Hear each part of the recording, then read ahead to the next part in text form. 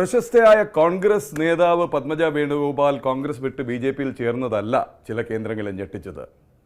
9 MLA-മാരുടെ പ്രതിപക്ഷ നേതാവായി ഇരുന്നിട്ട് ആ പാർട്ടിയെയും മുന്നണിയെയും വൻ ഭൂരിപക്ഷത്തിൽ അധികാരത്തിൽ എത്തിച്ച് പതിറ്റാണ്ടുകൾ കോൺഗ്രസിൻ്റെ നെടുംതൂണായി നിന്ന സാക്ഷാൽ ലീഡറുടെ മകൾ ബി.ജെ.പിയിൽ എത്തിയതാണ് കോൺഗ്രസ് വൃത്തങ്ങളെ ഞെട്ടിച്ചത്. എന്തായിരുന്നു പ്രകോപനം, അല്ലെങ്കിൽ എന്താണ് പ്രചോദനം? എൻ്റെ പിതാവും പാർട്ടി വിട്ട് പോയിട്ടുണ്ട്. അന്നും പോയിട്ടില്ല പത്മജ വേണുഗോപാൽ. അതെ, കാരണം ഞാൻ കുട്ടിക്കാലം തൊട്ട് ഈ കോൺഗ്രസിൻ്റെ ആ പ്രസ്ഥാനത്തിനോട്, എനിക്ക് വ്യക്തികളോടല്ല ഒരിക്കലും ആരാണ്, ആ പ്രസ്ഥാനത്തിനോടുള്ള താല്പര്യം കൊണ്ടാണ് അച്ഛൻ പോയിട്ട് പോലും. കാരണം കുട്ടിക്കാലത്ത് അച്ഛൻ ഈ ചുവന്ന ഡ്രസ്സ് പോലും ഇടാത്ത ഒരാളായിരുന്നു ഞാൻ. അത്രയും ഒരു വൈരാഗ്യം ഉള്ളിൽ. പക്ഷേ ഇതിപ്പോൾ കുറഞ്ഞു തുടങ്ങിയിട്ടാണ്. കാരണം നമ്മൾ ഏജ് ആവുന്ന അന്നൊക്കെ കുട്ടിക്കാലത്തെ ഒരു ഇതല്ലേ. അത് കഴിഞ്ഞിട്ട് കുറച്ച് നാളുകളായി എന്നെ വല്ലാത്ത അവഗണനയാണ്. ഇവർ പറയും അത് തന്നു ഇത് തന്നു. എത്ര എന്നെ നടത്തിച്ചിട്ടാണെന്നറിയാം. എന്തെങ്കിലും ഒരു പോസ്റ്റിലേക്ക് ഇടുക, എന്നിട്ട് അത് തന്നാലും വേറെ ഒന്നിനും എന്നെ ഒരു കമ്മിറ്റിയിലിടില്ല, ഒന്നിനും വിളിക്കില്ല.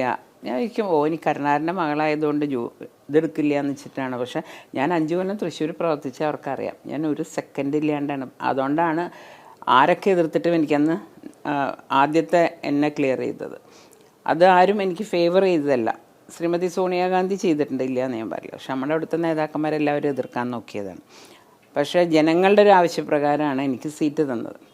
അത് കഴിഞ്ഞ് ഞാൻ നോക്കുമ്പം ആദ്യം തോൽപ്പിച്ച ആൾക്കാരനെ വീണ്ടും ശക്തിയോടെ എന്നെ തോൽപ്പിക്കാൻ, അതായത് 1-2 പേര് എൻ്റെ കയ്യിൽ നിന്ന് സാമ്പത്തികവും വാങ്ങി. ഇലക്ഷൻ്റെ സമയത്തൊക്കെ പ്രിയങ്ക ഗാന്ധി വന്നപ്പോഴൊക്കെ ഭയങ്കരമായിട്ട് എൻ്റെ കയ്യിൽ നിന്ന് പൈസ വാങ്ങി. അവസാനം എന്നെ വണ്ടി പോലും കയറ്റിയില്ല. അല്ല, ഈ 1-2 പേര് ഇനി അങ്ങനെ പറഞ്ഞാൽ പോരല്ലോ. ഇത് ആരൊക്കെയാണ്? അല്ല, ഞാൻ പൊതുവെ അങ്ങനെ പറയുന്ന ആളല്ല. ഒരാളെയും ഹേർട്ട് ചെയ്യാണ്ടാണ് ഞാൻ ഇത്രയും കൊല്ലം രാഷ്ട്രീയം കൊണ്ടു കിടന്നത്. അവർ വേണമെങ്കിൽ എന്തും പറഞ്ഞോട്ടെ, അത് അവരുടെ സംസ്കാരം. അതിനൊപ്പം ഞാനൊന്നും ഉള്ളിൽ അവരുടെതിനേക്കാളും ഞാൻ താണുമില്ലേ.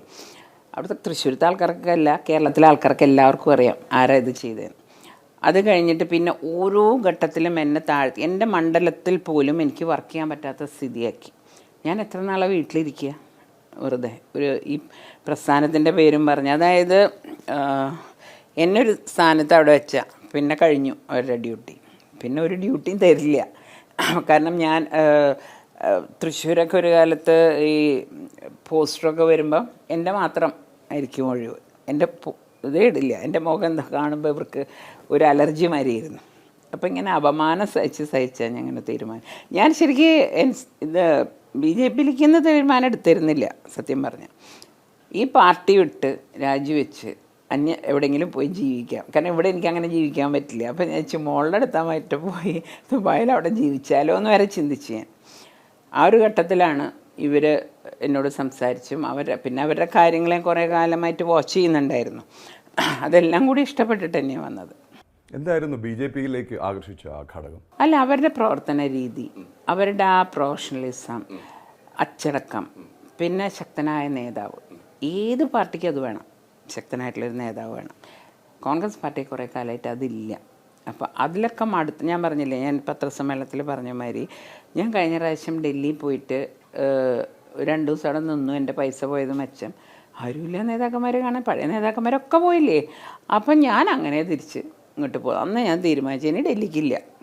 ഡൽഹിക്ക് ഇപ്പം ഞാൻ കഴിഞ്ഞ 2 കൊല്ലമായിട്ട് അങ്ങനെ പോകാറില്ല.